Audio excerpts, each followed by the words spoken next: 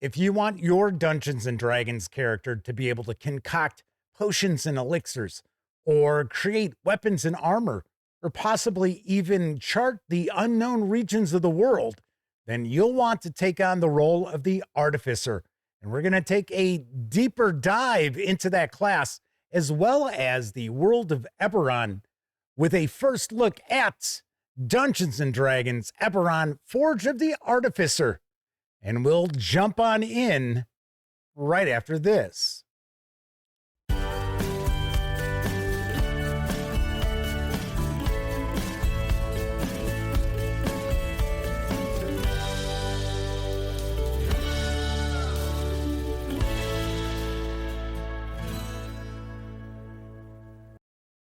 Happy holidays, gang, and welcome once again to the Duct Tape Studios. I'm Jeff McAleer, your host here at the Gaming Gang channel. Thanks for joining me once again. Before I dive into today's first look, I do want to remind you, if you enjoy the Gaming Gang and would like to support the outlet, you can do so in a few ways. First, by utilizing our affiliate links to the One Bookshelf sites, such as Dungeon Masters Guild, and to do so, simply visit gaminggang.com, click on one of our banners. That way, if you happen to make a purchase, I get a small portion of that sale. You can also make a one-time donation by way of PayPal or become a monthly member of our Patreon. You'll find links in the show notes.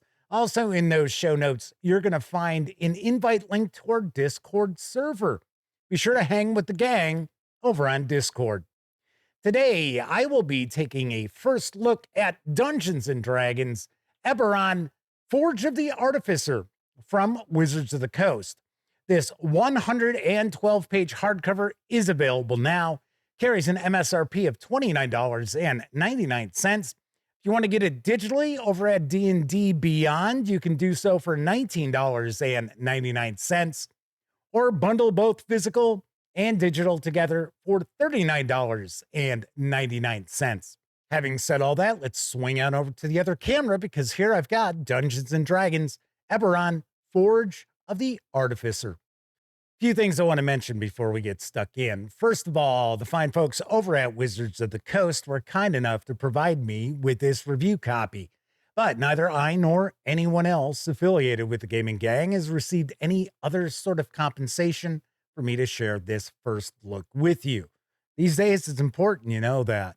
We're also not going to look at each and every page of the book, but I do want to give you a really good feel for what you're going to find inside. Now, this volume does have both player-facing and Dungeon Master-facing information within. I have an idea of a few things that we're going to find inside, but I'm cracking this open for the first time. This just arrived about 25 minutes ago, so I am now down here in the Duct Tape Studios getting a first look at this alongside yourselves. So keep that in mind. This is a first look. This is not a review, and we're going to kind of get an overview of this book. It's not going to be a deep dive because I haven't read anything in this as of yet. All right, let's take a peek at the back here. When the Gorgon's breath gives life instead of stony death, when fires create instead of destroy, when towers rise from rubble and reach into the sky, then shall embers spring to life in the darkness, and five shall rise to cause a dragon's fall. Dun, dun, dun. First thing we're going to do is take a peek at the credits page. A lot of folks worked very hard to bring this to life. So let's give credit where credit is due. Of course, we're taking a look at the alternative cover. That is the standard edition cover there. I actually like this cover. I thought this cover looked really cool. It's got sort of a Fritz Lang Metropolis vibe going, at least in my opinion. I know this is I believe this is Warforged being created by an artificer, but it just sort of has that old 1920s sort of vibe to it. So I thought that was kind of cool. I like that. All right, what are we going to find inside? So we'll have an introduction. Then our first chapter is going to tackle the Artificer. There are 5 subclasses. So one of them is brand new. It is the cartographer. We also have new character options. Now, there is a good amount of information in here that's going to be revised or revamped compared to what we've seen previously, such as with Eberron Rising from the Last War. So there is new content and there is also revised content. Now, I also understand, while this is a standalone book, you're probably best served if you use Eberron Forge of the Artificer in conjunction with Eberron Rising from the Last War, or at least that's the impression I have gotten. We'll have some new Bastions. We have the Sharn Inquisitives, Dragonmarked Intrigue, Morgrave Expeditions. I believe these are the 3 campaign frameworks that I've heard about. We have some new rules about elemental airships, sidebars, stat blocks. I also believe we have 20 new monsters, which are part of this volume too. Well, that's kind of cool. Once again, kind of a 20s sort of vibe there, a bit of a noir sort of vibe. Also need to point out that Wizards of the Coast is not too thrilled with people sharing a lot of images of the pages of their books. So you are not going to see as many pages as you normally would in one of my first looks. And I will probably be draping my hand over some of the pages as well, because I simply don't want to get some takedown notice about this first look video. So let's find out about this introduction. This book is an extensive supplement to Eberron Rising from the Last War. That book is a comprehensive guide to the world of Eberron. This one adds new character options, new campaign models, and new vehicle rules for your Eberron campaign. You don't need that book to use this one, but these books work best in tandem. There you go.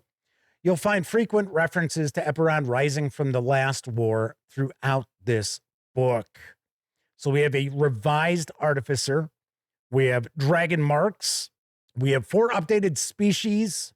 I think we have a new one too. Yep, right there. The Koravar is a new species. We have Bastion options, campaign models. So yes, as I just thought, chapters 4, 5, and 6 are regarding Eberron campaigns. And then we get into everything airships. Right. I'm going to be skipping pages here, just so you know. So here is our Artificer class.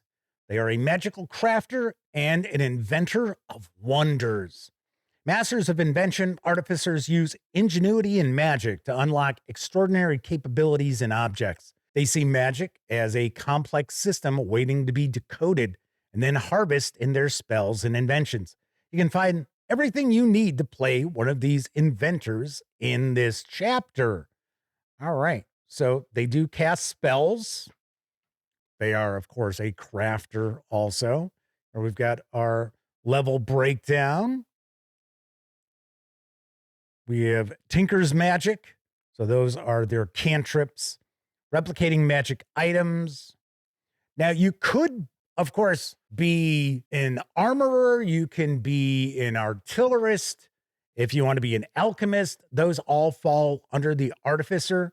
And then we do have the new cartographer, which my understanding is that the maps the cartographer creates can actually reshape the known world. Sounds kind of cool. So going through some of our armorer subclass information here. The artillerist, I think I already skipped past the alchemist info. Let's take a look. Where's the cartographer? Oh, we've got the battlesmith too. Here's our cartographer. Cartographers are the premier navigators and reconnaissance agents. Using their creations, cartographers can highlight threats, safeguard allies, and carve portals to distant locations.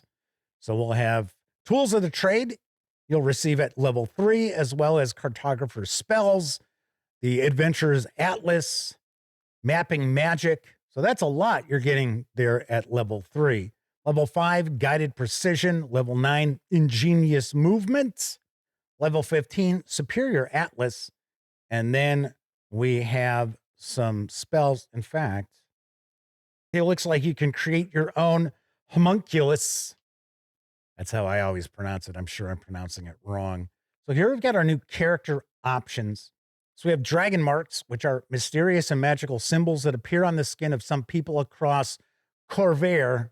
The 12 established dragon marks are tied to specific family lines, and the scions of those families work hard at consolidating the power of the marks in order to maximize the profit and influence they gain from them. The Mark of Healing, for example, is given the halflings of House Jorasco an edge in providing medical care.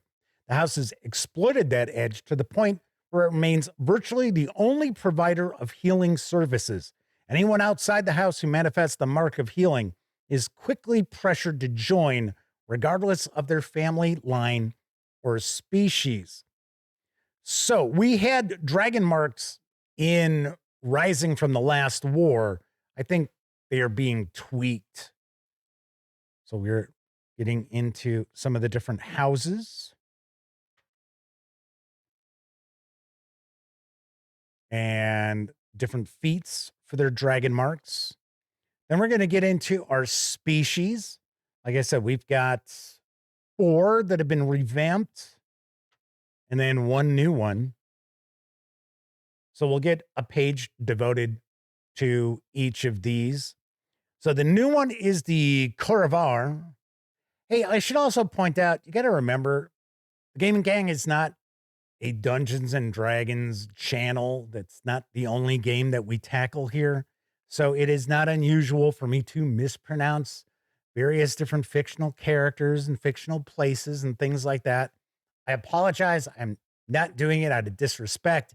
It's that here at this outlet, we tackle hundreds, literally, no joke, hundreds of different role-playing game systems.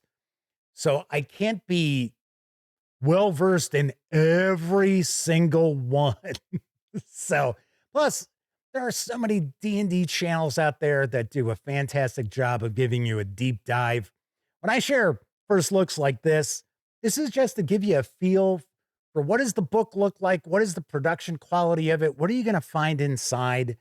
It's not necessarily a discourse on the content within. That I usually get into a little bit more when I do a review. But once again, this is just a first look. Over the course of centuries, those descended from both humans and elves have developed their own communities and traditions in Corvair. The rise of House Lorander and House Midani have strengthened this identity. Members of these communities call themselves Coravar, an elvish term meaning children of Corvair, as they dislike the term half-elf. Many Coravar espouse the idea of being the bridge between, believing they are called to facilitate communication and cooperation between members of different cultures or species. Coravar who follow this philosophy often become bards, diplomats, mediators, or translators. Others, fascinated by their distant connection to the Fae, seek to build bridges between the material plane and the Feywild of Thelanis. These Coravar often become druids or warlocks with arch-fae patrons. We get our traits. I'd say so far it looks like there's a good amount of content packed within, and everything looks like it's pretty concise. So with the updated species as well as the new species, and I know a lot of times I like to have a little bit more than just half of a page, but I also don't necessarily need 10 pages regarding a heritage or species or whatnot. All right, so we've got 28 new feats by category. So we've got Dragonmark. I guess we'll probably have general, probably general feats, right? Okay, so these are all mark related. Oh, no, we have general feats. Okay, so they are kind of broken up into epic boon feats, general feats. Actually, I think there's only one epic boon feat. Yep. And then we have Dragonmarked feats. Bastions in Corvair. The Dungeon Master's Guide contains the rules for Bastions, which allow characters to establish a base of operations for their adventures. This chapter adds further options for characters to establish bastions that use Eberron's special qualities and resources. So you could have a museum, navigator's helm, Orion helm. These are mobile bastions, no doubt. Then we'll actually get into our campaign frameworks. So we have Sharn Inquisitives.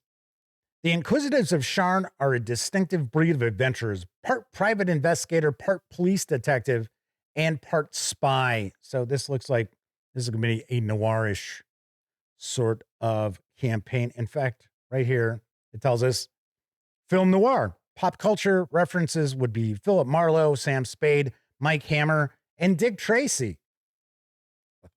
Okay. So you've got inquisitive characters. So for them, adventure means investigating crimes and making sure the criminals get their due. Inquisitives probe murders, find missing people, stop blackmailers, and break up smuggling rings. And they don't necessarily limit their investigations to such mundane problems. They might unmask a Rakshasa posing as a city councilor, find a possessed ancient mask that force a professor to commit grisly murders, or dispel the magic keeping a noble scion in comatose slumber. Looks like we're also going to get some various different stat blocks for NPCs. Talking about Sharn neighborhoods. The enemy of my enemy. So this is an adventure for level 4 characters. All right. Next up, we've got Dragonmarked Intrigue. I gotta say, I like the artwork that we've seen so far in the book. This is for Renaissance schemes and struggles, pop culture, The Sopranos, Succession, I would think also the Borgias. The prosperity of Corvair is built on magic, with the dragon-marked houses as the mortar that holds this magical economy together. The cornerstones of Corvair's economy, communications, transport, banking, animal husbandry, security, and more, fall under the ownership and control of the dragon-marked houses. For most of Corvair's history, the authority of a strong central monarchy in the kingdom of Galifar balanced the power of these houses. The last war upset that balance, and the squabbling leaders of Corvair's many nations can hardly check these houses' grasping reach. Many whisper that if the nations of Corvair ever united again, they'd be ruled not by a king, but by the heir of a dragon-marked house. So this is going to be a campaign that is marked by political intrigues, internal tensions, there we go, rival houses. Going to give us information about the different houses. Actually, quite a few. And then more stat blocks. And then the third of the campaign frameworks, Morgrave Expeditions.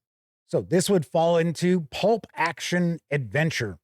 Professor Challenger, Indiana Jones, Lara Croft, so many that you could name as far as pulpy, two-fisted action. Morgrave University in Sharn, one of the largest institutions of higher learning in Corvair, has a mixed reputation.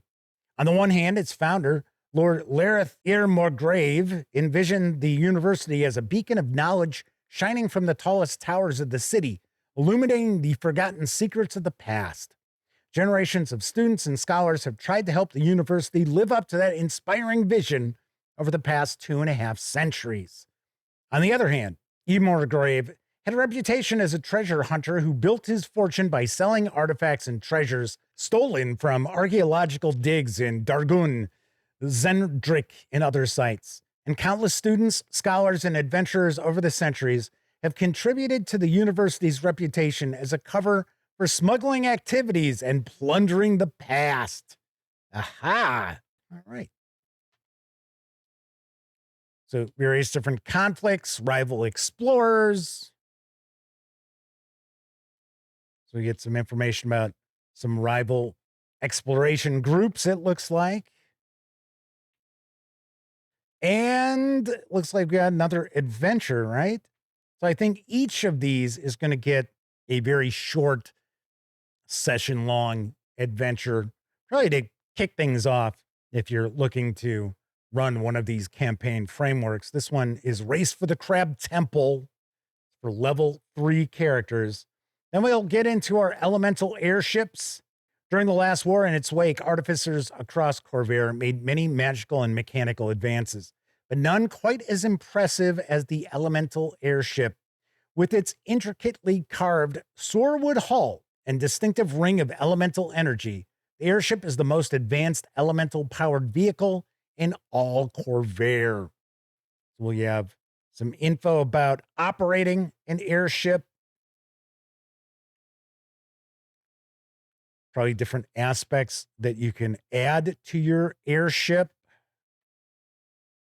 It's like we have a few different airship stat blocks and info there.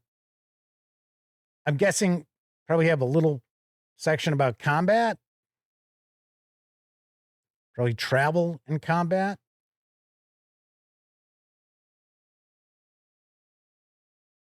Yeah, I guess. Oh, come on. There's got to be. Oh, there you go. Airship combat, right? There you go. Airships and combat. I was going to say, there's got to be something in this. I know one of the things, and I had mentioned this in my review of Spelljammer, a lot of people were really surprised we didn't get a whole lot of information about combat between ships and things like that. It was kind of surprising for that. All right, then we got an appendix here with magical items. So that is our 112 pages. So that is a peek inside Dungeons and Dragons, Eberron Forge of the Artificer from Wizards of the Coast. Once again, this hardcover is available now. It carries an MSRP of $29.99. If you want it digitally over on D&D Beyond, you can do that for an MSRP of $19.99. If you want to order them both together, you can do so at D&D Beyond for $39.99. Of course, I will have a review of D&D Eberron Forge of the Artificer in the not too distant future. Looks interesting. As far as the production quality, paper stock was good. I've pointed this out a few times in the past. It seems from the Dungeons and Dragons 2024, or as I like to refer to it, new Dungeons and Dragons, the paper stock has gotten better. It's gotten a little bit heavier. Now, I will also mention this is not a stitched binding. This is a glued binding. Those don't tend to hold up as well. But then again, it's 112 pages, so that will help. All right. So once again, that is a first peek at Forge of the Artificer. That's it for this time out. If you liked the video, by all means, please give it a quick thumbs up. Subscribe to the Gaming Gang channel if you haven't already. And if you do subscribe, don't forget, ring that bell, because it'll not only let you know when I share videos such as this first look, it'll also inform you when my live stream, the Gaming Gang Dispatch, airs Tuesday, Wednesday, and Thursday evenings right here on YouTube at 7 p.m. Central. Of course, when you're not watching videos on the Gaming Gang channel, be sure to visit thegaminggang.com for all latest in tabletop gaming news, reviews, and a whole lot more you are not going to find here on YouTube. You know the drill. Get your geek on at thegaminggang.com. Thank you very much for watching. Once again, happy holidays to all of you. I'm Jeff McAleer. Until I see you next time, I certainly hope every single one of you gets to enjoy plenty of great gaming with your gang.